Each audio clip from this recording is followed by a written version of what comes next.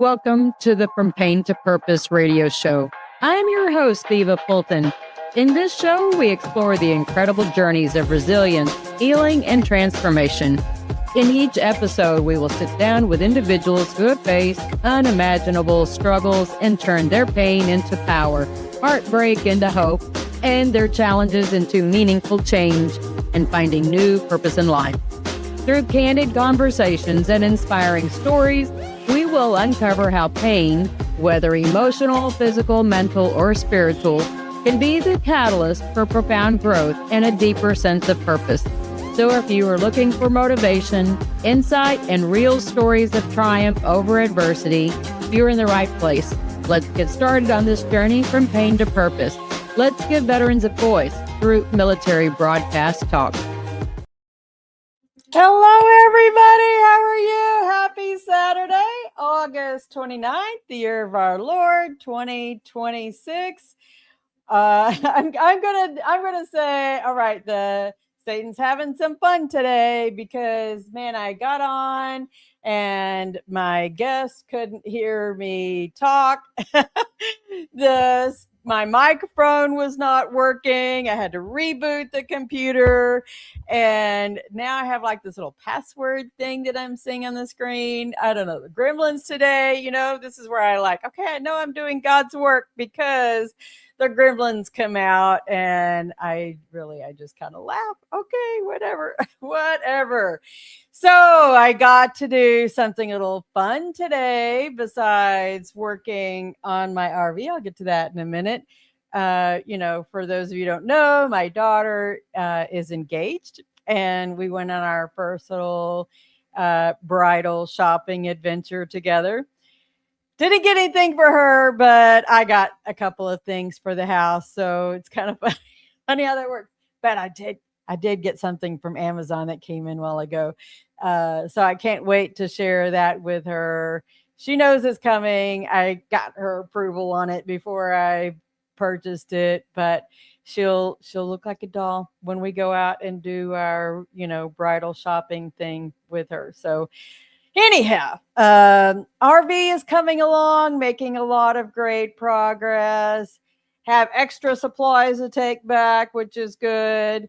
And now I'm getting to kind of work on some of the finishes. What do the finishes look like? Because, that the hard work really on some of these projects is the demo, right? Just figuring out how to demo work. And it's so funny how that parallels with life and trying to figure out, all right, if I take this out, this thing's kind of rotted. We got to get rid of this out of our life. We got to get this out of our life. And then you got to start figuring out, well, how do I rebuild my life? Right. So for those of you who don't know, my guest is Russ Blaylock, and he's coming back for a part 2 today. And, one of the things that I have not really talked much about, it was that, I was the wife of an alcoholic. And I'd given up of the backstory in my book, Welcome to My People Garden. The newer version is, I need a poster, need to create a poster, but of the new cover. But I was the wife of an alcoholic, and it took me a while to figure that out. And there were some incidences that happened physically that you don't often know how to handle some of this stuff, and it doesn't really hit you in the face, right? We don't really grasp the issues about things until you get smacked in the face, and from a legal perspective. And when I talked with the attorneys in Tarrant County at the time, they're like, you could file a restraining order. This actually qualifies you for victim witness, kind of protections and stuff like that. So you have to know how to navigate some of these trials in life. And understanding whether you were a veteran or not, right? Alcohol affects many of our lives. I think one of the things that I want to talk to Russ about today is the difference between alcoholics who are binge drinkers versus those who do the sneaking around, versus those who they blatantly do the drinking, and there is the bottles endless. What is it? The bottomless bottle, I think, is one of those phrases. And but a lot of it has to do with the culture that we allow ourselves to be in. Our people garden, right? I always talk about the people garden side of things. We are a reflection of the people garden that we are participating in. And I want to hear Russ's input. Maybe you guys, will understand that too. Coming from the military side of things, we're often a reflection of the culture that we're in, whether it's work, whether it's the military, whether it's family and lifestyle. And how do we navigate some of those things?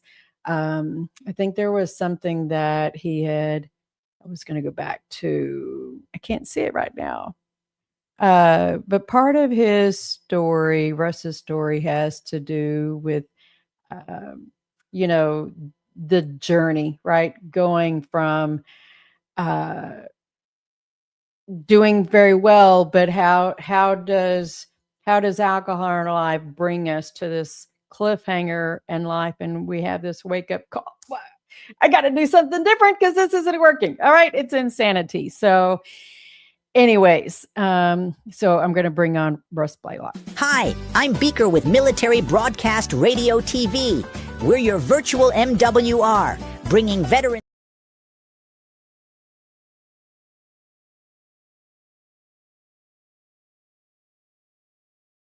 The interview of the week is brought to you by Jersey Mike's, a sub above. I know you've been having some technical difficulties today. Can you hear me now? Yes, I can. I Okay, hit great. the wrong video. That was the first one was the He was outro really video. I not was impressed before I even got started. I mean, just boot me out that quickly. Wow. So that's the difference between looking at things with my computer glasses versus not, right? no, I know your pain. So How are you doing today? I'm doing pretty great. How are you? Other than the Good, technical good. difficulties, glad we Yeah, I got that know, worked out. right? We're doing God's work, right? Satan's trying to Right. steal, kill, and destroy the happiness and joy. And we're going to say, Wasn't nope, we're supposed to going be to easy. overcome. We Right. are going to overcome. Yeah.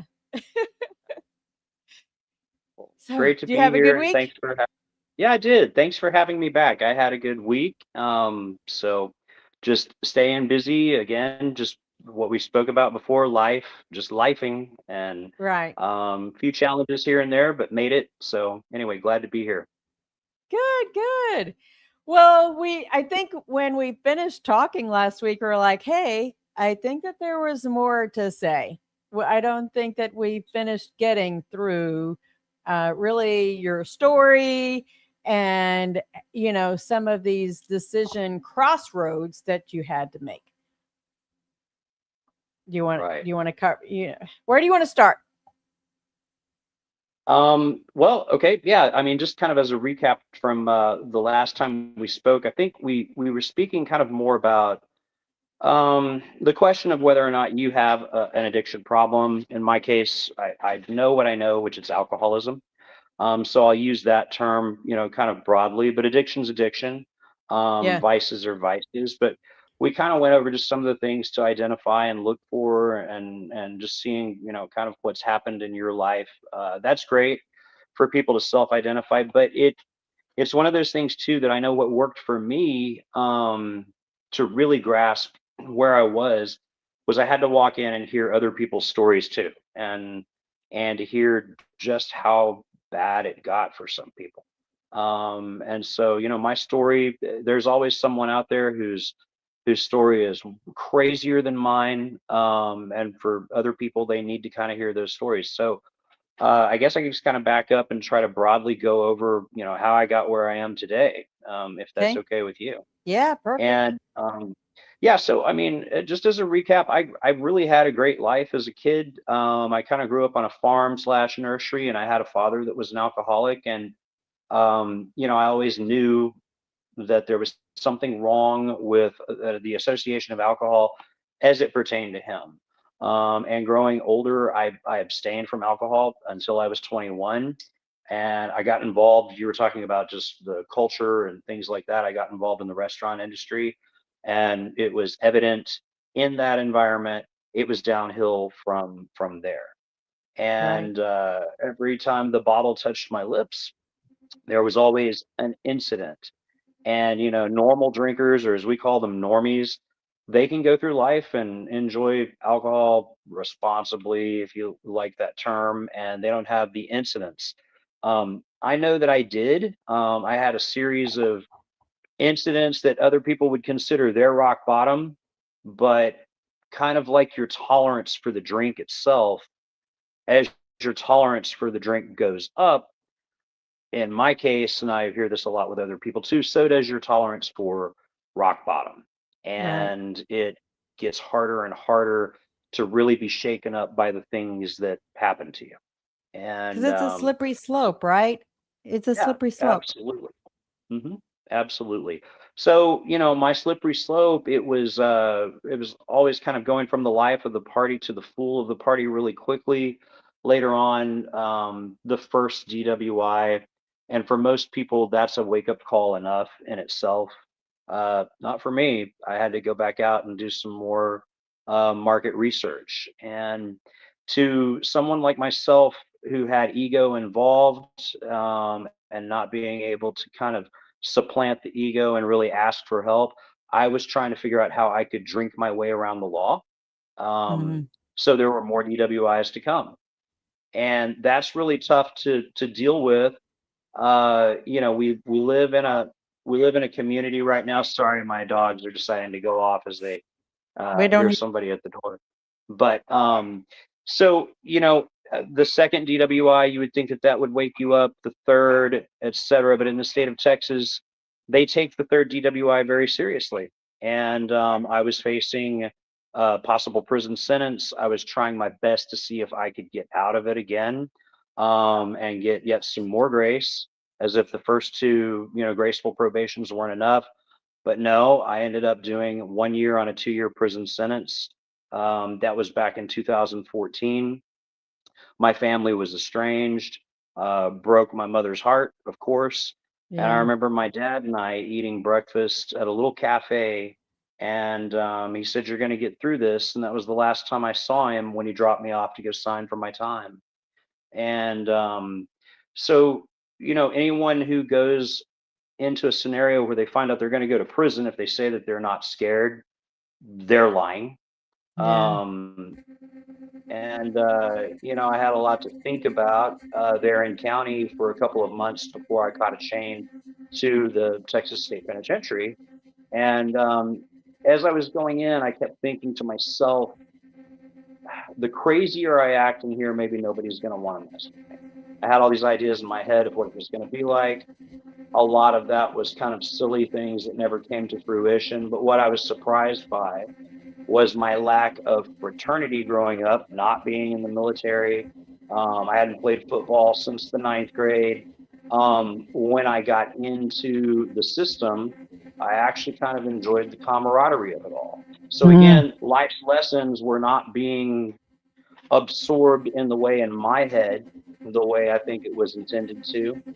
And the last 6 months that I was in prison, I actually became a peer support counselor in the unit where I was teaching some LCDC classes. And that was the con in me that got myself into that position.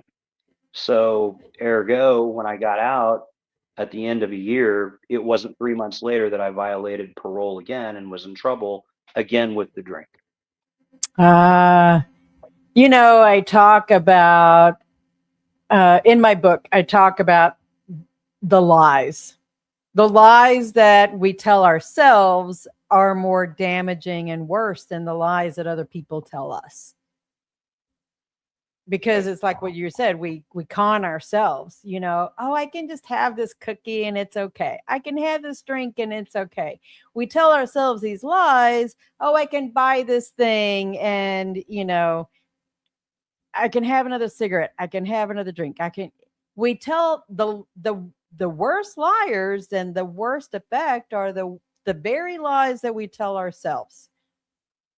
Right. And Yeah. we have to stop. We have to stop believing our own lies. Hmm.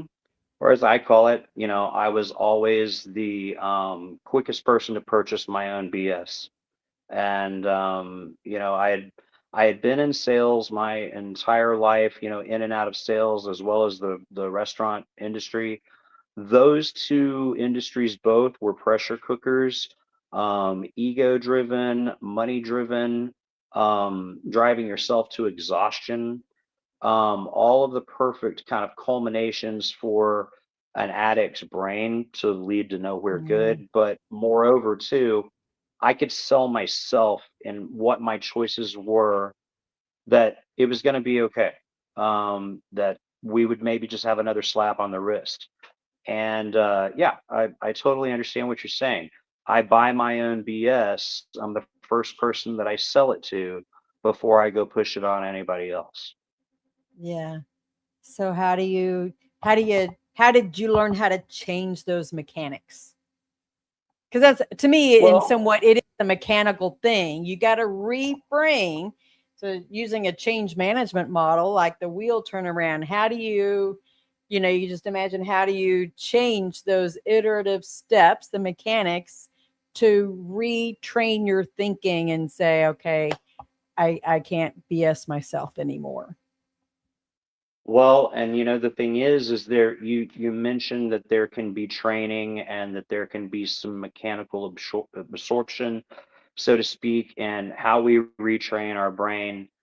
Um, and you see a lot of that in some of the same LCDC classes that I was kind of participating in and administering while I was there in the unit in that community.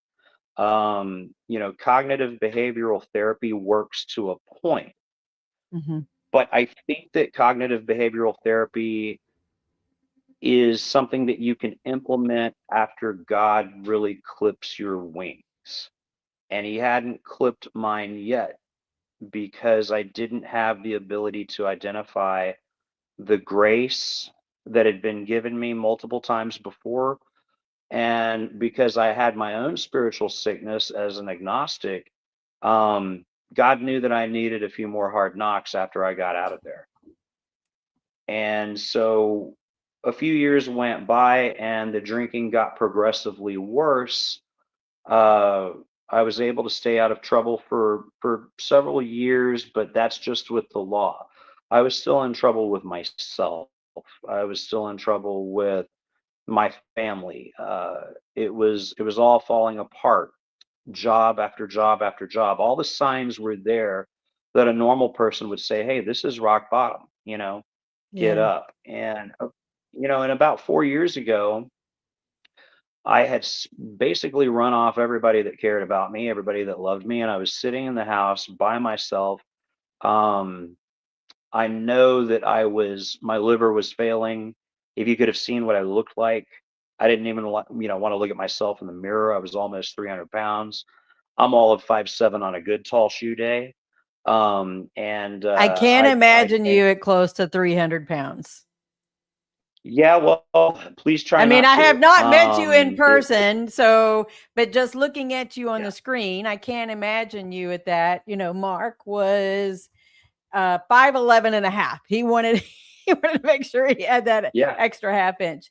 But that half he support. was yeah, he was probably close to 250. Mark was a big Mhm. man because he was like Mr. Clean. Ask Carrie, she'll tell you.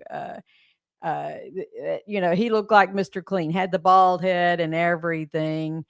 But he died of stage 4 liver disease. You know, and it didn't have to be that way. I mean, it was a choice every time he took the glass. And he, remember the cryptosporidium thing back in about 2006 or 7?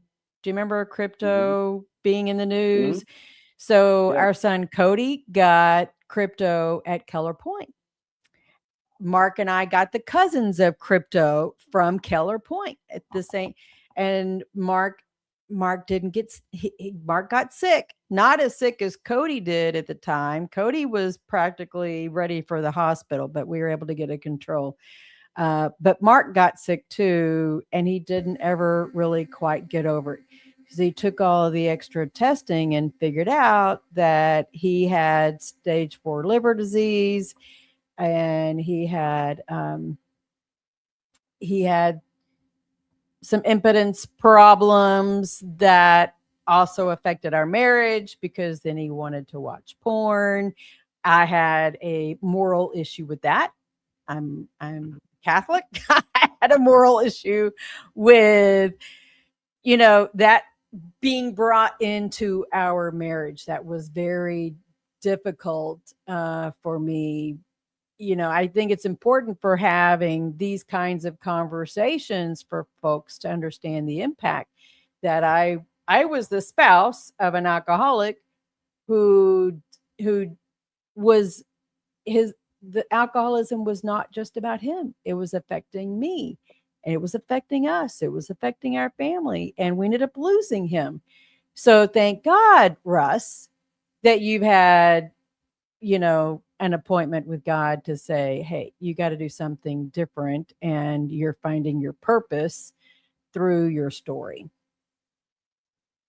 Thank you. Yeah. Yeah. I mean, I feel very blessed that it's happened even the way that it had to happen. And like you said, it's not only if there's one alcoholic in a family, it's still a family disease. I mean, the tornado, the destruction, it goes the debris field is huge. I'll put it that way. And Yeah.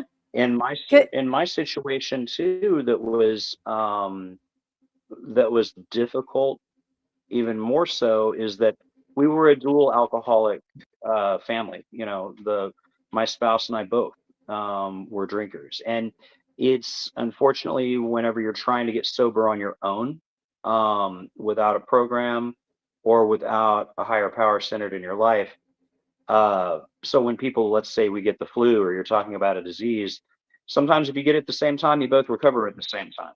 But in a dual addict household, it's not like that. Somebody can get sober for a few weeks or a few months, and then about that time that they do, someone comes back in. It's like giving the flu back and forth to one another. Mm. It can never happen at the same time because it's an individual fight, just like your relationship with God is an individual fight. And I've It's told you the the last visual time. I'm getting in my head is you're both on the roller coaster ride, but Hmm. you're one of you's at the front hitting a different hump than the person is at the back of the train hitting a different hump. You, All the time. right. Hmm. So All the you're time. on the same ride, but you're at different stages. That's hard to And manage. if any of your listeners are identifying to any part of my story at all, there's a lot of codependency with addicts. And you put two addicts in the same house, the codependency is its own different thing. And Yeah. so at one point where I told you before, I had been sober for a couple of years, but it wasn't in a 12-step program. There was no spiritual identification. My health was just as bad. My blood pressure was through the roof. COVID visited us, and that was all the excuse I needed to drink again, and it Mm. was off to the races. These are sprees. We're always looking for an excuse to have a spree.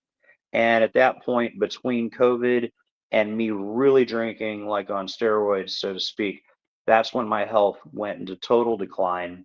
My wife had had enough. She moved out with the kids. And I was sitting here by myself in the house, and I was watching something probably on like the Jaya channel or something, and I watched someone talking about spirituality, and I knew that I wanted to believe in a God. But because of my own resentments of the church, I couldn't do it. And something popped up on the channel that spoke to me in a way that I could identify with that spiritual concept. And I got overjoyed, but I didn't know where I could go to a church, an organization, any place to find a way to worship what I'd just seen on TV, sitting there drunk, in my own stink. The dogs didn't leave me. They were the only ones on the couch that could stand me. And I did ask God to show me a way to access that. And it was 2 weeks later, I was arrested for another felony DWI. Oh And this no. time I was going to be facing serious time, Yeah. serious time. And I kind of thought to myself, this was not the answer I was looking for in that final prayer, that call out to any God that would help me. That was not what I was betting on. You're right. But it turned out that it was.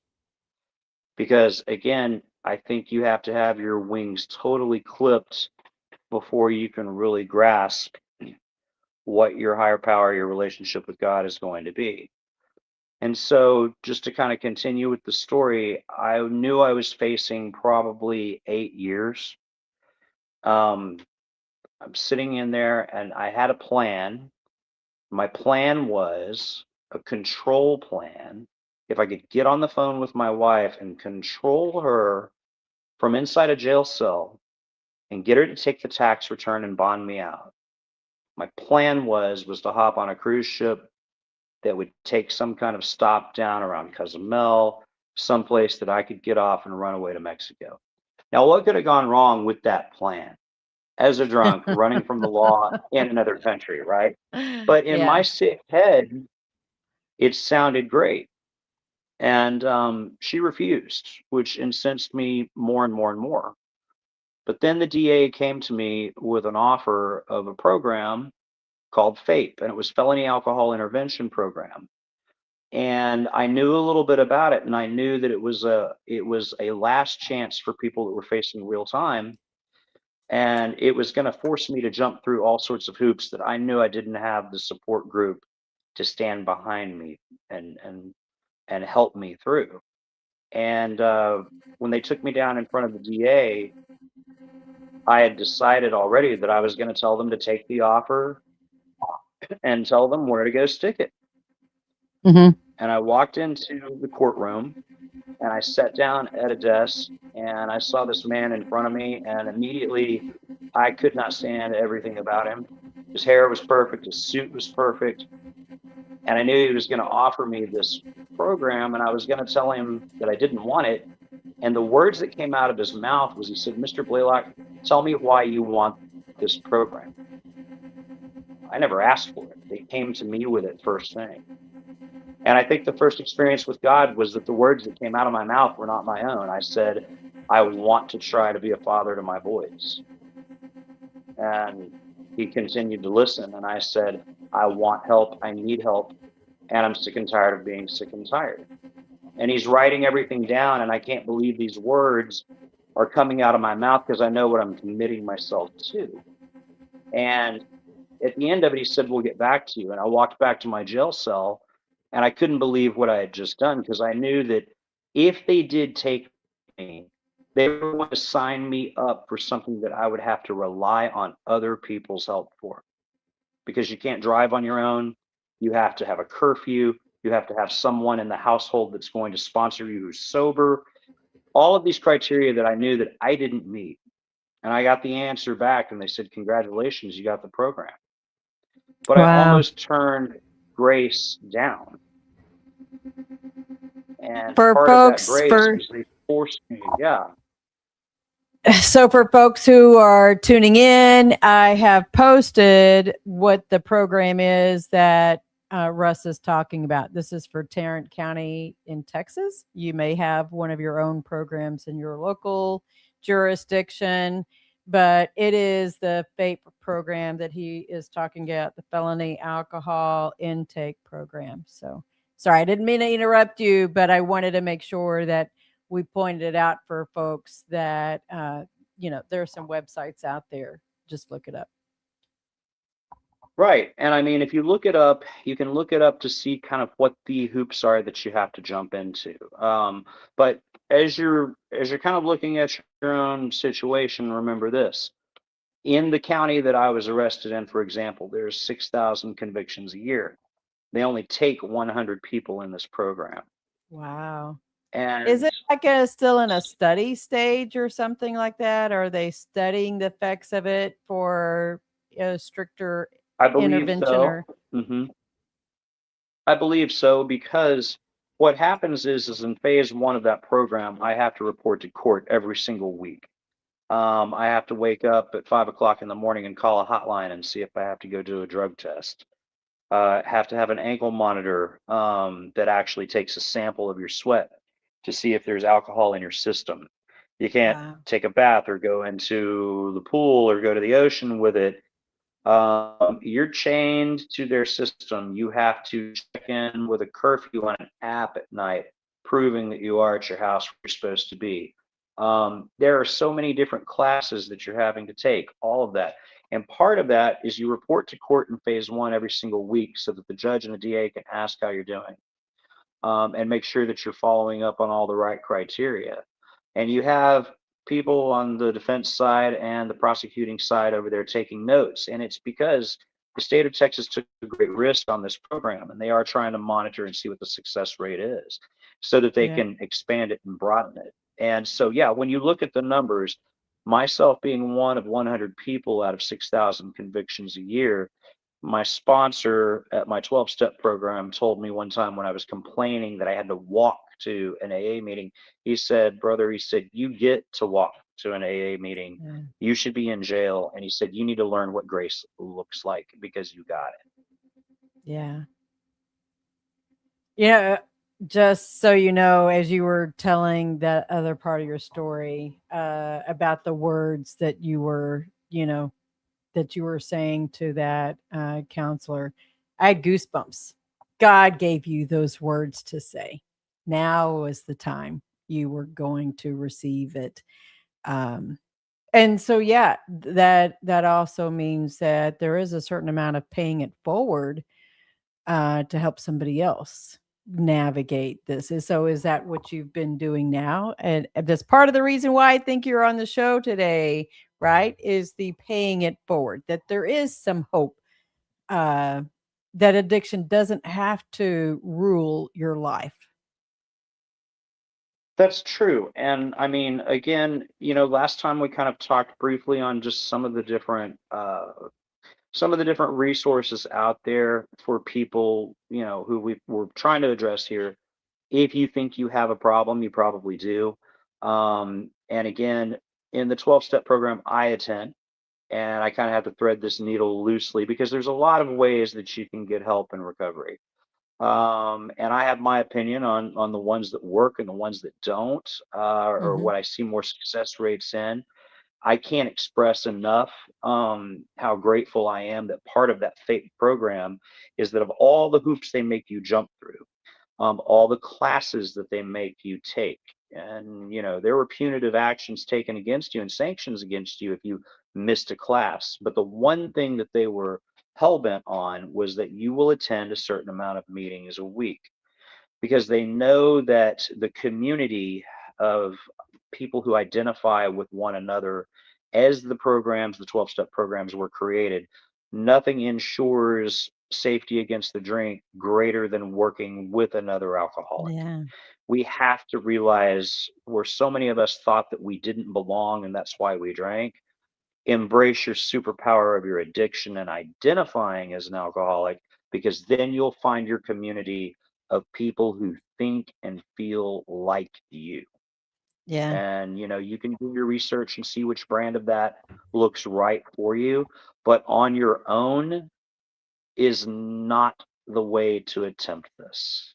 It has to be in a community of people that identify with the way you think and feel and obsess and try to escape. End of story. But I think that that's even applicable, like, even in the veteran community and, folks feeling disconnected because they think that, "Hey, they don't the civilians don't understand me." And so they self-retreat and they don't get out there into the veteran community and find like-minded people. It's we have to get over ourselves. I learned that as a phrase a long time ago. Get over yourself and be a friend to yourself and get and find the community that you belong to. And I don't care whether it's maybe you want to identify as a bowling community, get out there and golfers. Those are communities that you're going to get out there and find your tribe. Yeah, and if you spend enough time in, for example, a 12-step program, you kind of learn some little key things about identifying other people who, share your condition. And Hmm. you realize that whether you're out golfing, bowling, hiking, whatever the case is, you'll pick up on a different type of language that the normies don't pick up on. You will pick up on language used by someone who has gotten through the program and is utilizing that program as a means of recovery. And there's a beauty in that. It's kind of our own fraternity, it's kind of our own club. But getting there is the hard part. And you mentioned kind of the sense of self or feeling alone. Um, my fraternity is that of other alcoholics Hmm. wherever I find myself in the world.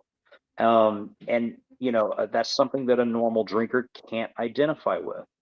But once I have that, I have to always remember that no matter how strong I am in the community or through the program or my attendance at meetings, all of those things, that it all comes back down to identifying a God of my understanding that was a caring, loving God that accepted me and that I had to rely on. And the first step of that is if you're struggling with that concept, if you're agnostic, if you're atheistic, all you have to do is just pray for the willingness to believe.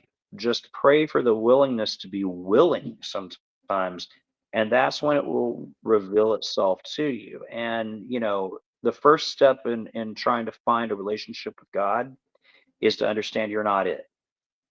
And Right, right. You're not that's your the own God. hardest part. You're not. And if you thought you were, look at your life. And Right. I tried How's so that many working times for to you believe I lately? was. Yeah. Yeah, And you look at the path of the destruction behind you and you can't always see it. Everybody else can. But it's until yeah. you actually realize that you're not God, that's when you find one. I was when I first started podcasting last year, I was on one of our fellow radio shows.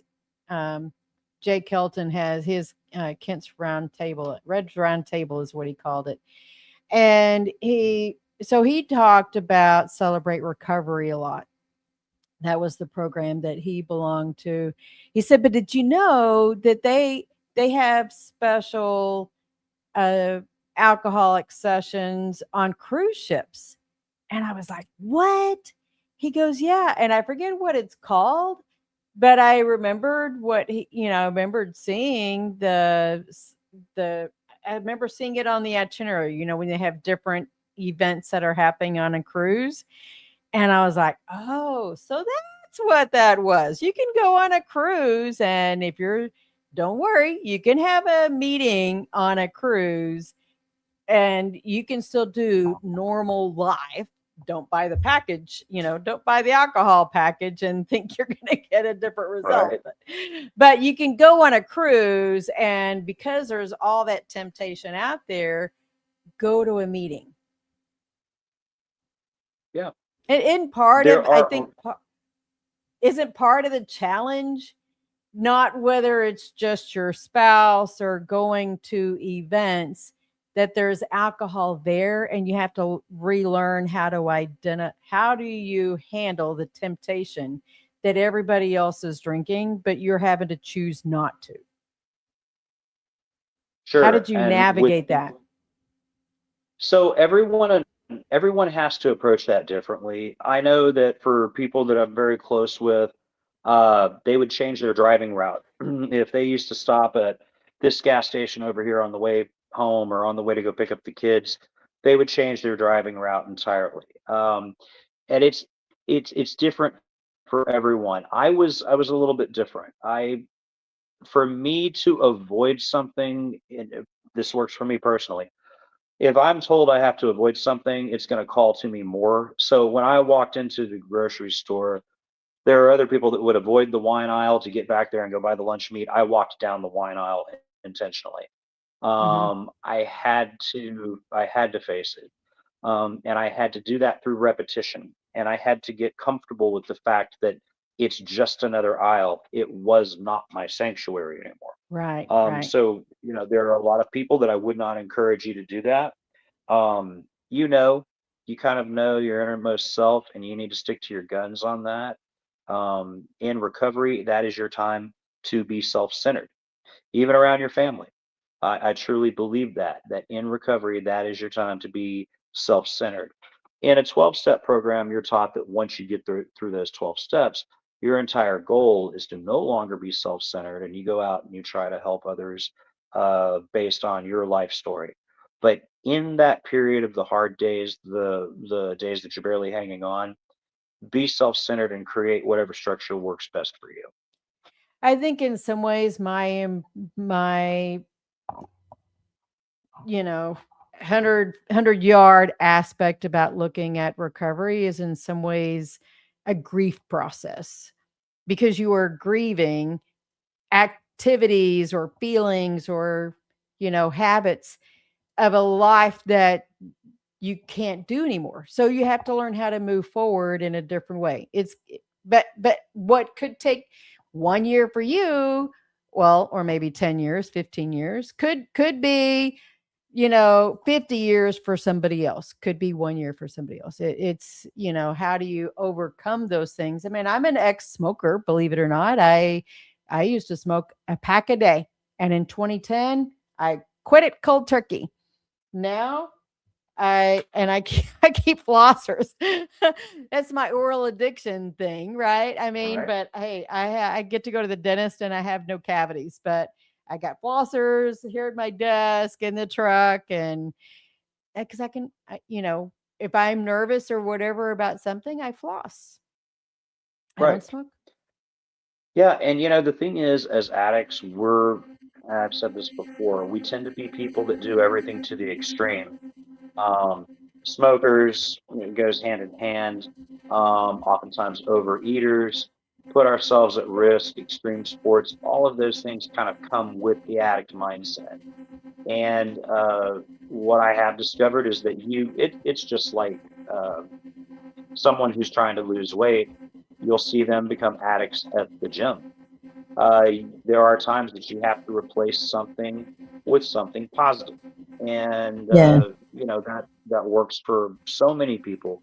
With me, I did go through the grieving period briefly, but I discovered in my 12-step program, as God-centered as it was, it wasn't as hard as I thought it was going to be, because I became kind of addicted to trying to help out another alcoholic. If you have one day of sobriety and someone walks in the room still shaking, you have something that you can give them. Yeah. Wherever you are in your stage of development of overcoming an addiction, you can still offer everything that you know up to that point. Now, don't start go talking about how the program goes beyond whatever step you're on. But if you have the ability to do nothing else, if you're broke, if your rock bottom has stripped everything away from you, you can always help someone. And the amount of what you receive in return is unfathomable when you do that, and how much the obsession goes away very quickly if you're actually helping someone else that you identify as an addict like yourself. Because it kind of turns into a different kind of you're getting addiction to joy to replace the feeling that you were getting from the alcohol. The I want to say the an artificial joy, right? I mean, alcohol does kind Yeah. of present an artificial joy. I know when I was at my lowest after my or during my divorce, and I talk about it in my book that, I had to go and serve. It was part of his class. And I was like, man, I need I'm going through all of this stuff. I need somebody to serve me. I feel like, I'm the victim. I need to be served. But God put me on this mission. No, Eva, you need to go out there and serve somebody else who has it less than you. And that guy was actually then serving me. Here I was, actually went to go serve him. Okay, God, I'm doing this. And that man, he ended up serving me. It was just kind of this neat experience. Um, we were feeding homeless people in Dallas, and as a part of this assignment, it was just one of the neatest experiences I've ever had in my entire life. But when you think that you're at your worst, going and serving somebody else, there's something there's something that switches in the brain and in your soul that says, "Oh, this is why you had me do this, God. Okay, yeah, okay, I get it." Absolutely. Yeah, absolutely. And one of the in the 12-step program, in the 11th step, we will often say something that's the 11th step prayer, and it's really some of the phrases in the 11th step prayer are that it is better to understand than to be understood. Mhm. Where there is darkness, may I bring light. These are things that are all self-forgetting because it's self-centeredness that's the core to our addiction. Now, we can think that we're drinking because we were such victims and all of that. We play a part in every single scenario almost 98% of the time that we feel that we're the victims in. So it's a very self-centered disease. And that's why I always tell people in the actual 12-step program, while you're trying to go through the prospect of recovery, it's still okay to be self centered in creating what you need around you to empower that. But ultimately, once you go through that 12th step, then your true freedom comes from going forward and helping other people. The self centered aspects of this are why we insulate ourselves to true experiences with being buzzed, drunk, wasted, whatever your flavor of how inebriated you wanted to get.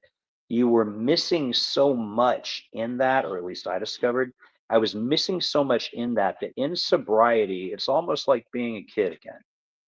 It's taken my kids for the first time to Mount Bunnell down in Austin, and I climbed up to the top of the steps, and I wasn't winded, and I wasn't sweating. And before, every time I had done it, from whatever age they were, I was drunk when I was doing it, Mm. and I didn't ever enjoy the view.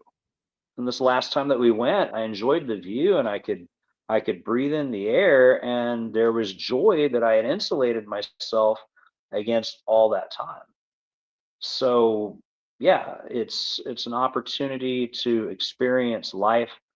I will say this right now, at age 50, I've been sober for almost 4 years. I started drinking at 21. I feel like I stopped maturing at 21, and I'm just now doing it again 25 years late.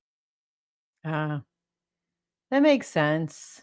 I mean, I get it, and for here in Texas, it was the what is it? When I was turned 18 is when they changed it to 21, but when I was 18, actually when I was 16, I was buying beer. It's kind of funny time back then.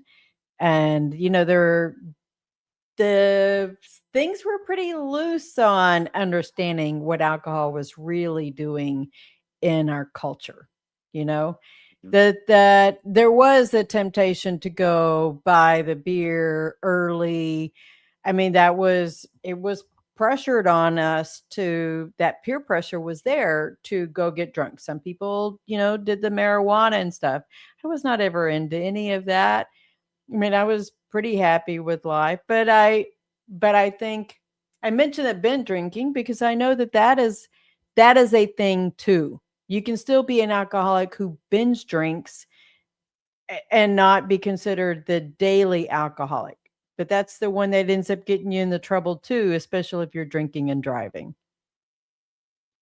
Sure, absolutely. And the thing is, I think all of us, the college age, you see a lot of just rite of passage Mhm. binge drinking that takes place. It usually doesn't lead to anything good, but it doesn't necessarily mean that someone's going to be an alcoholic. Right. What I will tell people though regarding binge drinking is, um, we see people a lot of the times in the rooms that will say, "Am I truly an alcoholic?" Well, if it's a genetic disease, my grandfather wasn't, my grandmother, well, okay, uncle so and so was. If you're trying to identify your problem that way, you're going to just be spinning your tires out, and you're not focusing on the reality of, is your life falling apart right now? Is it Right. unmanageable right now? Because you can be born with type 1 diabetes, or you can eat your way to type 2 diabetes. Either way, you come to a point that you got to put down the cake. Right. So, binge drinkers can drink their way, and you can damage the brain into alcoholism as much as it just being a genetic trait. Either way, it affects roughly 1 in 10 people in the United States. It's still a choice. It's still a choice. Mhm. I know Daryl and I on the Revivalist radio show, we've talked about Noah and alcohol. And I think we talked a little bit about it last week, but I was thinking about it when I was working on the RV this morning. I said, it's just my dialogue in my head.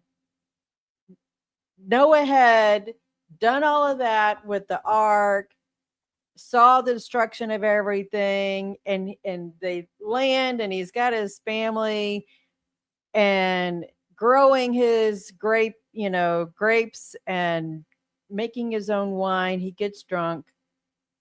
And it got me to thinking, like, he sees the destruction of the world, and then what? He hit this bottom, right? I mean, he saw the destruction of the world, and I was thinking, we have veterans who have gone and saw, they've seen lots of destruction in Iraq and Afghanistan, maybe even Saudi Arabia, or I was. You see all this destruction, you see all this stuff. Could be somebody who's a firefighter, policeman, right? We have first responders who experience a lot of stuff, and they get to this point in their life, and then what? Right? Because how do you unstuck yourself and say there's more to life than getting drunk and just lying there? So how do you turn on that purpose? I don't know if that's something that you can identify. How do you turn on that purpose and have that aha moment and say, okay, I got, it's not about just hitting the bottom, but just flipping the switch and saying, I got to do something different. Yeah, and I mean, the thing is, when let's say veterans, for example, Noah, for example, what I've been through just as a average run-of-the-mill drunk who's, been chased by the law and everything, whatever extreme we've been through numbs us from the little beauties that are all around every single day. What happens when the drama goes away? There's Right. still Right. there's still people in need. I mean, it's not going to be a mass casualty event every time. Sometimes the kid just needs to hear your words of wisdom, and they can't do that when you're drunk. And I talked a little bit last time about how that the problem is always you. And I had mentioned that I'd never really had a burning bush moment, but I I look back on it now and I know kind of when I did. Um, you like camping, right? I mean, you do a lot of hiking and things of that nature. So I'm we've been adventurous, trying yes. to, yeah, and so we've been trying to get the kids out over the past few years, and we did Paladuro Canyon, Caprock Canyon last year was wonderful. Well, this year we went to Copper Breaks. I'd never been before. My mom grew up in that area, and I kept hearing that it was like listed as the second darkest dark sky zone area in the United States. And I didn't know what that meant, but they were like, "Oh, you come out, we all the lights are out. You're going to be able to see the Milky Way." And I'd been camping several times, but I'd never seen what the majesty of the whole Milky Way was going to be. And so we're walking down the trail to go where all these astronomers are going to be at sunset. and it's getting darker and darker, and they've got telescopes set up. And I flipped on my cell phone just to kind of like check a text message. Do you want to see nerds get violent? When I turned on my cell phone, this astronomer starts screaming, "Turn it off!" And then he says, "Don't look at him, don't look at him." Everyone closed their eyes. Well, I apologized for my faux pas, right? But I realized that as I was seeing some of the stars kind of coming into view as the sun was going down, I looked at my light, I looked back up, I couldn't see them again. Took a Yeah. while for my eyes to adjust. And, you know, the darker it got, all of a sudden the whole Milky Way came into view. And I walked away from that after seeing the majesty of that. And I thought to myself, the problem is that we need to dim ourselves. If you want to know the will of God and how you can help other people, you have to dim yourself to see the beauty of all of that. It's our light pollution of our will, and when we try to take that back, that's when everything goes awry. Wow. It's as you're talking about seeing the sky, I've had some of those instances where I'm scuba diving and you see, man, that's the rest of the world underneath the ocean that God created. And you have those moments and it's like, wow, what peace. What peace Hmm. that, this is that feeling you want to carry with around you every single day, that kind of peace. And it's fleeting sometimes, but you have to work towards getting those and those moments and appreciating them when they happen. And yeah, turning off the lights. Yeah.